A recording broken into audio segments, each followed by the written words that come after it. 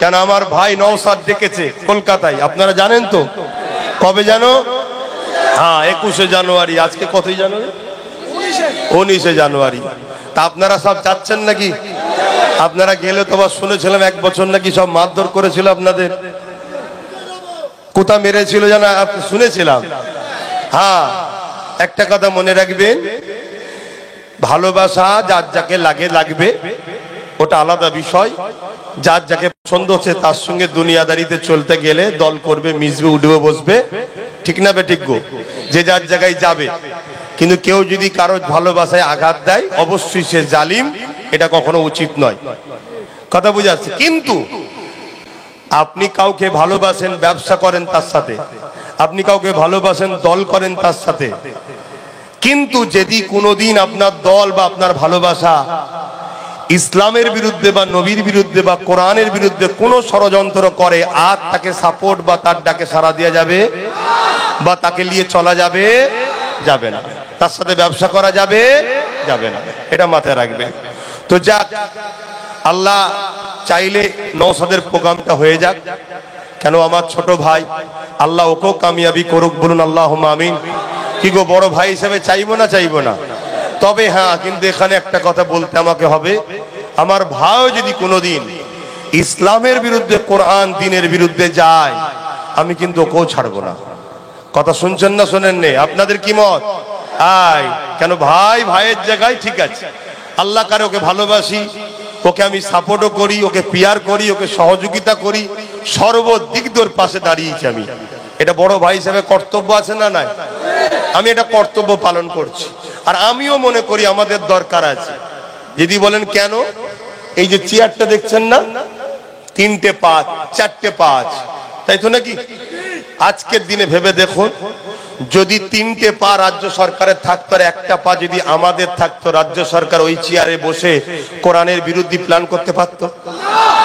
কিন্তু আজকে 4টেই ওনার হাতে আছে, তাই যা খুশি করছে, ঠিক না বেটি? কিন্তু মুনাফেক মুসলমান গুলো দেখবেন শাসকের দালালি করে না করে না? সবচেয়ে বড় দুঃখ লাগে ওই সকল মুনাফেক গুলোকে দেখে, যেসব বক্তা গুলো বলে আমরা রাজনীতি করি না, অথচ প্রোগ্রাম করলেই নেতাদের নিয়ে আসবে। আমরা রাজনীতি করি না, অথচ রাজনীতির প্রোগ্রামে গিয়ে হাজির হয়ে যাচ্ছে, ঠিক না বেটি? এই কিরকম মুনাফেকি? এই মুনাফেক গুলোর জন্য আজকে বড় ক্ষতি হয়েছে। আজকে যদি আমরা সবাই একটা কথা বলতাম যে রাজ্যে যে আছে তার কাছে 3টে থাকবে, একটা আমাদের কাছে থাকবে, তাহলে ওই পায়াতে বসে আমাদের ক্ষতি করতে পারতো?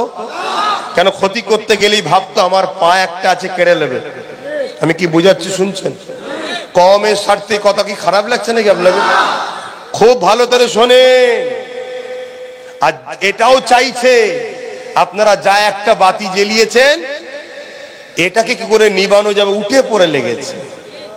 আরো অন্য জায়গায় প্রকাশ্য যারা মুসলমানদের ক্ষতি করবে বলছে, তাদের নিয়ে এদের মাথায় চিন্তা নেই, যত চিন্তা। আর দেখুন সব জায়গায় দেখুন গালি দিচ্ছে কারা?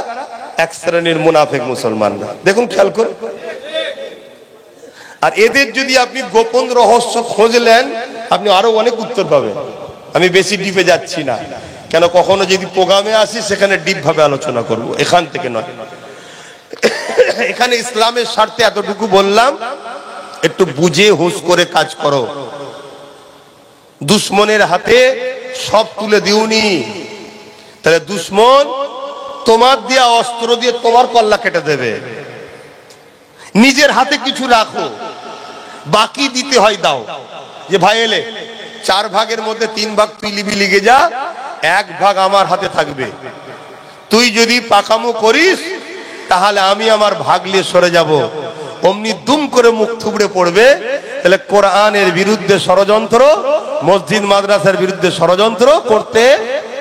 আচ্ছা, কেন্দ্র সরকার শুধু একাকী ওয়াকফের বিরুদ্ধে না রাজ্য সরকার? একটু বলবেন না?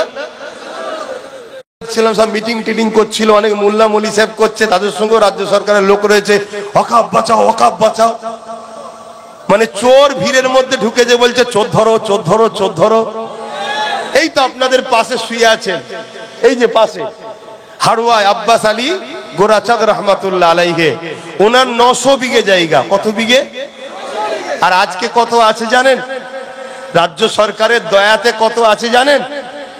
মাত্র 92 শতক, মানে 3 বিঘাও নয়, 897 বিঘে সম্পত্তি। তাহলে ইসলামের দুশ্মন কেন্দ্র সরকারও যেমন, রাজ্য সরকারও তেমন দুশ্মন করছে না, করে না? জোরে বলুন। কিন্তু আমাদেরকে মিডিয়ার মাধ্যমে দেখানো হচ্ছে কি কেন্দ্র সরকার এলে মুসলমানদের মেরে ফেলবে। কেন বলছে এটা? যাতে করে আমরা, এত জুলুম হচ্ছে তারপরেও সবাই তার সাথে থাকি। কিন্তু আমি আপনাদের বলি, আপনারা কেন্দ্র সরকারকে ভয় করেন না আল্লাহকে? আপনারা রাজ্য সরকারের উপর ভরসা করেন না আল্লাহকে? জোরে বলুন। আল্লাহকে। বাঁচাবার মালিক, মারার মালিক। অন্যায় যে করবে তার বিরুদ্ধে কথা বলবেন। কথা ঠিক না বেঠিক? বাপ পানি যেন খাওয়াবে না, পানি খাওয়াবে না, ঘাড়ে মুখে একটু পানি দাও। অনেক জায়গায় এরকম মাথা ঘুরে পড়ে যায়, দুর্বল শরীর কি করবে, যা খাচ্ছে সবই তো ভেজাল। ঘাবড়াবার কিছু নেই, মাথায় একটু পানি দাও, ঘাড়ে একটু পানি দাও, আর একটু ফাঁকা করে দাও, তাহলে সমস্যা মিটে যাবে। শুনছেন তো নাকি?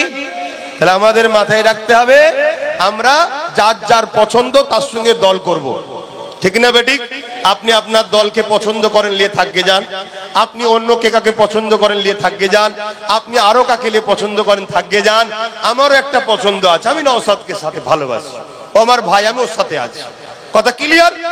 কিন্তু সে নওশাদ হোক আর বাকি যার দলই হোক, ইসলামের বিরুদ্ধে কেউ যদি লাগে, ওই দলকে দিবস দিয়ে আমরা সরে আসবো না, আসবো না?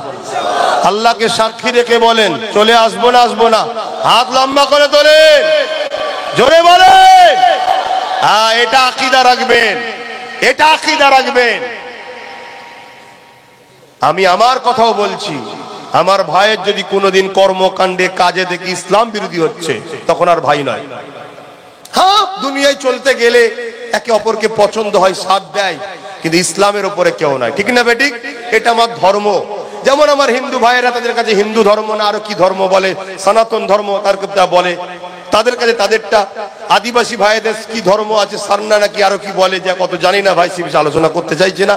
তার ধর্ম তার কাছে, খ্রিস্টান ভাইদের খ্রিস্টান ধর্ম, শিখ ভাইদের শিখ ধর্ম, যার যেটা ধর্ম তার কাছে থাকবে, যা আমার দেখার দরকার নেই। কিন্তু প্রত্যেকেই তার ধর্মকে কিন্তু সবকিছুর আগে প্রাধান্য দেয়। আমরা ইসলামের অনুসারী এতটাই খারাপ হয়ে যাব যে আমাদের ধর্মকে যে মিটাতে চাইবে, কোরআনকে যে মিটাতে চাইবে, মাদ্রাসাকে যে মিটাতে চাইবে, তার পক্ষে আমরা দাঁড়াবো? যদি এর পরে কেউ দাঁড়ায়, তাকে আরবি ভাষাতে কি বলে? জোরে বলুন। মুনাফেক। এটা মাথায় রাখবেন। আগামী দিন কত মুনাফেক চিনতে পারবেন দেখবেন এই অঙ্কতে।